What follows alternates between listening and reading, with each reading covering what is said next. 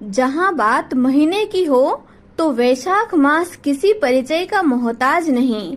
वैशाख मास को महीनों का राजा भी कहते हैं, यानी कि वैशाख मास महीनों में सबसे पवित्र महीना माना जाता है। पुराणों में भी दान, पुण्य, धर्म तथा मोक्ष के लिए वैशाख मास को सबसे उत्तम महीना माना है। नित्य नियम से वैशाख मास स्नान करने से हमें घर बैठे ही गंगा स्नान के बराबर पुण्य की प्राप्ति होती है। तो अब हम करते हैं श्री वैशाख महात्म्य की कथा शुरू। अतः आप बड़े प्रेम व श्रद्धा के साथ श्री वैशाख मास महात्म्य के अध्याय का श्रवण करें। बोलो श्री विष्णु भगवान की जय। बोलो श्री वैशाख मास महात्म्य की जय। ओम कृष्णाय वासुदेवाय हरिये परमात्मने प्रणतः क्लेश नाशाय गोविंदाय नमो नमः। हे परम पिता परमेश्वर, जगत के स्वामी, सृष्टि के पालनहार, वासुदेव के पुत्र, हे कृष्ण, आपके स्मरण मात्र से सभी प्रकार के कलह और क्लेश का नाश होता है। ऐसे भगवान श्री गोविंद को मेरा साक्षात दंडवत प्रणाम, बारंबार प्रणाम। प्रभु के श्री चरणों में बारंबार प्रणाम करने के बाद अब हम वैशाख मास महात्म्य कथा शुरू करते हैं। श्री वैशाख मास महात्म्य कथा के 13वें अध्याय का श्रवण करते हैं। बोलो श्री विष्णु भगवान की जय, लक्ष्मी मैया की जय, श्री वैशाख मास महात्म्य कथा की जय। यह कथा सुनकर राजा ने श्रुतदेव से प्रश्न किया कि हे ब्राह्मण, वैशाख में छत्री का दान करने का क्या महत्व है? कृपा करके विस्तार पूर्वक बताइए।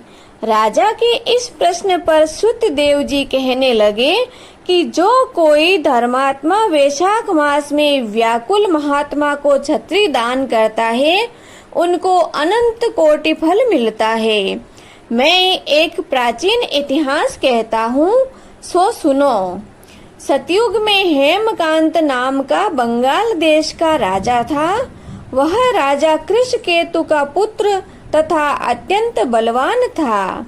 वह राजा एक समय शिकार खेलने के लिए वन में गया और वहां पर अनेक मृग और सूकरों को मारता हुआ दोपहर में बहुत थक गया तो मुनि के आश्रम में जा पहुंचा। उस समय सचीर्त नामक ऋषि ध्यान लगाए हुए समाधि अवस्था में बैठे हुए थे।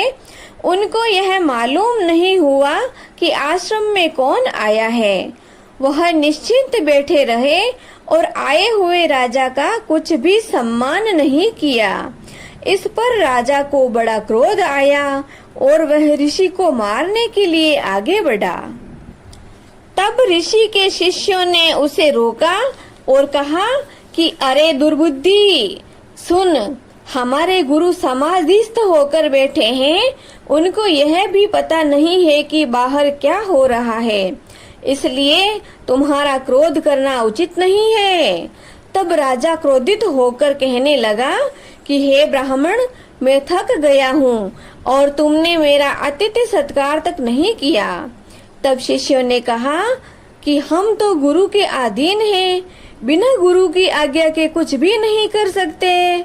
शिष्यों का ऐसा प्रत्युत्तर सुनकर क्रोध से राजा ने अपना धनुष उठा लिया और कहने लगा, मुझसे दान लेकर और मेरा ही अन्न खाना, मुझको ही शिक्षा देते हो। ऐसे कृतज्ञों को अवश्य ही मार देना चाहिए। इतना कहकर राजा उन पर बाण चलाने लगा। इसी से वे शिष्य भयभीत होकर भागने लगे तो राजा के सैनिकों ने उनको चारों तरफ से घेर लिया। राजा उनमें से 300 शिष्यों को मार चुका और शेष शिष्य भाग निकले। जब आश्रम में कोई न रहा तो सैनिकों ने आश्रम की सब वस्तुएं लेकर खूब भोजन किया। सायंकाल राजा जब अपने घर पर आया तो उसके पिता कृष्णकेतु ने यह वृत्तांत सुनकर पुत्र की बहुत निंदा की तथा उसको घर से बाहर निकाल दिया। जब राजा हेमकांत वन में चला गया तो वह अत्यंत व्याकुल होकर इधर उधर फिरने लगा और ब्रह्म हत्या उसे सताने लगी। इस प्रकार उस दुरात्मा को फिरते हुए 28 वर्ष बीत गए। तब एक दिन त्रित नाम के ऋषि वैशाख मास में तीर्थ यात्रा करते हुए उस वन में आए और धूप से व्याकुल होकर मूर्छा खाकर पृथ्वी पर गिर पड़े। देव योग से हेमकांत ने ऋषि को मूर्छा खाकर गिरते हुए देख लिया और उसके मन में बड़ी दया उत्पन्न हुई। उसने ढाक के पत्तों की एक छतरी बनाकर मुनि के सिर पर लगाई और अलंबू का जल पिलाया। इस उपचार के करने से मुनि मूर्छा से निवृत्त हुए तथा इंद्रियों में कुछ चैतन्यता आ जाने से स्नेह स्नेह गांव में पहुँचे। इस पुण्य के प्रभाव से राजा हेमकांत की 300 ब्रह्म हत्याएं क्षण भर में ही दूर हो गई। तब हेमकांत को बड़ा विस्मय हुआ कि उसके द्वारा इतने प्राणियों को इतना कष्ट देने पर भी उसकी ब्रह्म हत्याएं कैसे दूर हो गई और किसने दूर कर दी, कहाँ गई और इसका क्या कारण है। जब वह सोच ही रहा था तो उसकी मृत्यु निकट आ गई तथा उसके संग्रहणी नामक रोग लग गया। जब उसके प्राण निकलने लगे तो उसको 3 बड़े बड़े भयंकर यमदूत दिखाई पड़े और वह हेमकांत को डराने लगे। तब हेमकांत मौन साध कर छत्री दान को याद करके भगवान विष्णु को याद करने लगा।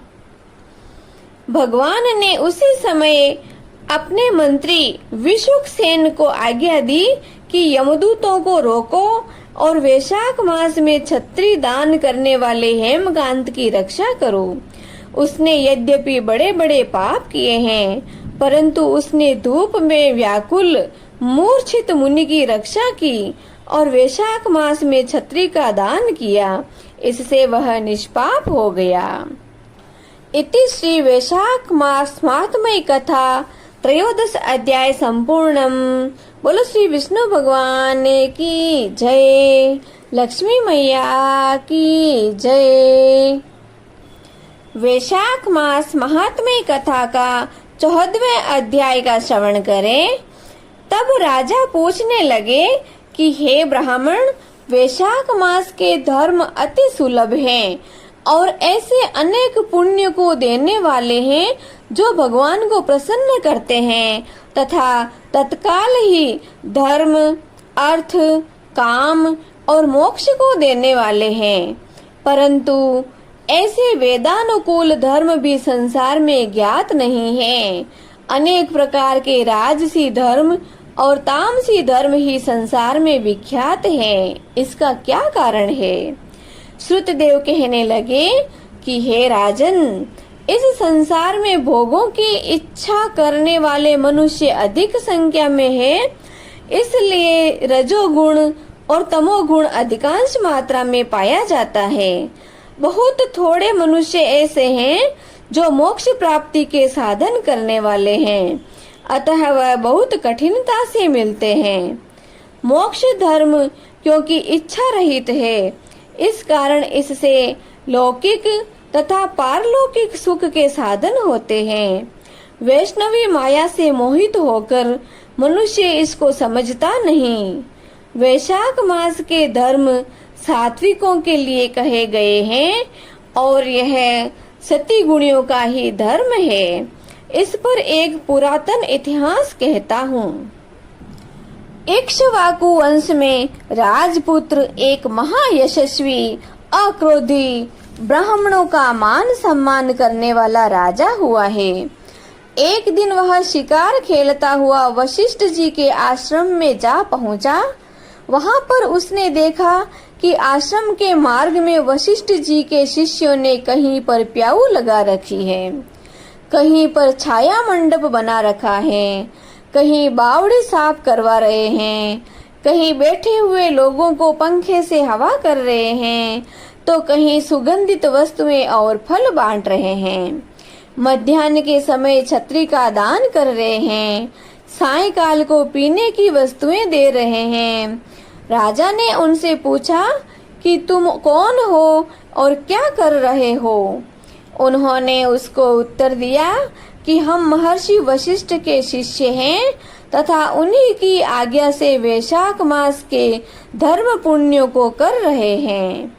राजा ने फिर पूछा कि इन धर्मों के करने में कौन सा देवता प्रसन्न होता है तथा इसका क्या फल मिलता है? वे कहने लगे कि हे राजन, हम अपने गुरुजी की आज्ञा से यह सब कर रहे हैं। हमको बताने की छूट नहीं है। आप हमारे गुरुजी से ही यह सब बातें पूछ सकते हो। शिष्यों की यह बात सुनकर महायशस्वी राजा संपूर्ण धर्म के तत्वों को जानने वाले श्री वशिष्ठ जी के आश्रम की तरफ चल दिया। उनका आश्रम विद्या और योग का स्थान था। राजा को अपने आश्रम में आया देखकर ऋषि ने अत्यंत प्रसन्नचित्त होकर राजा का अतिथि सत्कार किया। राजा बड़ी प्रसन्नता और नम्रता पूर्वक बैठकर गुरुजी से पूछने लगा कि हे गुरुदेव, मैं आखेट से थककर आपके आश्रम की तरफ आया तो मैंने आपके शिष्यों को बहुत से धर्म पुण्य के कार्यों को करते हुए देखा। इसलिए महाराज, मेरे मन में बड़ी उत्कंठा उत्पन्न हो रही है कि ये सब धर्म के कार्य करने से क्या फल प्राप्त होता है। गुरु वशिष्ठ जी कहने लगे कि हे राजन, जो धर्मों को छोड़कर विषयासक्त हो जाता है वह भी यदि प्रातः काल वैशाख मास में स्नान करे तो भगवान का प्रिय हो जाता है। जिसने धर्म के सब कार्य सांगोपांग किए हो किंतु वैशाख का आदर न किया हो तो भगवान उससे भी दूर ही रहते हैं। जिसने वैशाख मास बिना स्नान और बिना दान पुण्य के खो दिया वह इस कर्म से चांडाल योनि में जन्म लेता है। वैशाख मास में श्रद्धा से भगवान का थोड़ा भी पूजन करता है वह उसी से प्रसन्न हो जाते हैं। अधिक धन अधिक परिश्रम वे नहीं देखते। वैशाख मास के धर्म अति सुगम है तथा भगवान को प्रसन्न करने के लिए उनमें श्रम भी थोड़ा और व्यय भी अधिक नहीं करना पड़ता। इसलिए जो वैशाख के धर्मों को नहीं करता वह दंडनीय है। इस प्रकार ऋषिज्ञ ने राजा को सब शास्त्रोक्त वैशाख धर्म समझाए। तब राजा सब धर्मों को सुनकर तथा यथोचित गुरुजी की पूजा करके अपने घर चला गया और घर पहुंचकर वैशाख मास के सभी धर्म पुण्य करने लगा। इति श्री वैशाख मास महात्म्य कथा चतुर्दश अध्याय संपूर्णम। बोलो श्री विष्णु भगवान की जय, लक्ष्मी मैया की जय, श्री वैशाख मास महात्म्य कथा की जय। अब हम जगत के पालनहार प्रभु की आरती करते हैं। हरि ओम। शांताकारं भुजंगशयनं पद्मनाभं सुरेशं विश्वाधारं गगनसदृशं मेघवर्णं शुभांगं लक्ष्मीकान्तं कमलनयनं योगिभिर्ध्यानगम्यं वन्दे विष्णु भवभयहरं सर्वलोकैकनाथम्। ओम जय जगदीश हरे स्वामी, जय जगदीश हरे।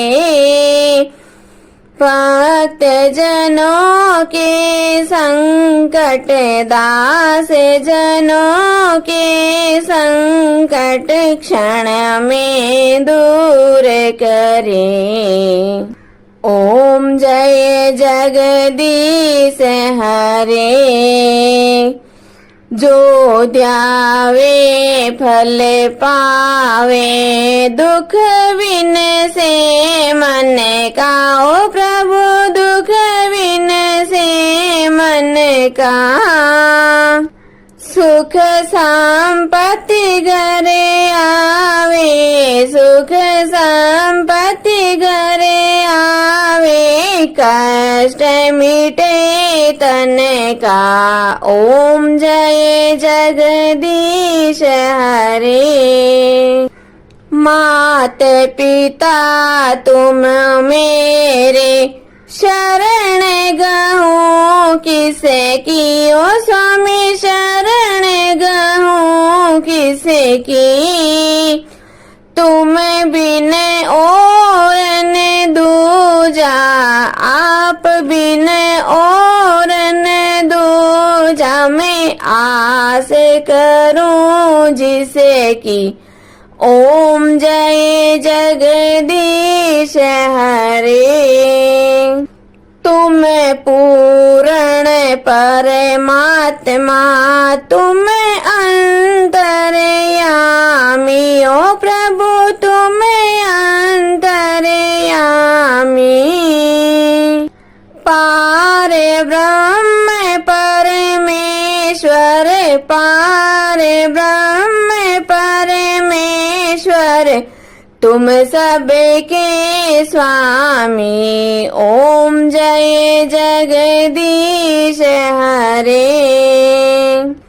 तुम करुणा के सागर, तुम पालन करता। हो स्वामी आप पालन करता। मैं मूर्ख खल कामी, मैं सेवक आप स्वामी। कृपा करो भरता। ओम जय जगदीश हरे। तुम हो एक अगोचर, सबके प्राणपति। ओ प्रभु सबके प्राणपति। किस विध मिलो दयामय, किस विध मिलो कृपामय। आपको मैं कुमति। ओम जय जगदीश हरे। दीन बंधु दुख हरता, ठाकुर तुम मेरे हो। प्रभु रक्षक आप मेरे। करुणा हाथ बढ़ाओ, श्रद्धा प्रेम बढ़ाओ। द्वार पड़ा तेरे। ओम जय जगदीश हरे। विषय विकार मिटाओ, पाप हरो देवा। हो स्वामी कष्ट हरो देवा। श्रद्धा भक्ति बढ़ाओ, करुणा प्रेम बढ़ाओ। संतन की सेवा। ओम जय जगदीश हरे। तन मन धन सब कुछ है तेरा। हो स्वामी सब कुछ है तेरा। तेरा तुझको अर्पण, आपका आपको अर्पण। क्या लागे मेरा। ओम जय जगदीश हरे। श्री जगदीश स्वामी जी की आरती, जो कोई नर नारी गावे। हो जारा पाप परा जावे, जारे घर लक्ष्मी लक्ष्मी जी आवे हो जारे नवनीत होई जावे हो जारा दुख दारिद्र जावे हो जारे सुख संपत्ति आवे हो वे तो भक्ति मुक्ति पावे। कहत शिवानंद स्वामी रटते भोलानंद स्वामी मनवांचित फल पावे। ओम जय जगदीश हरे,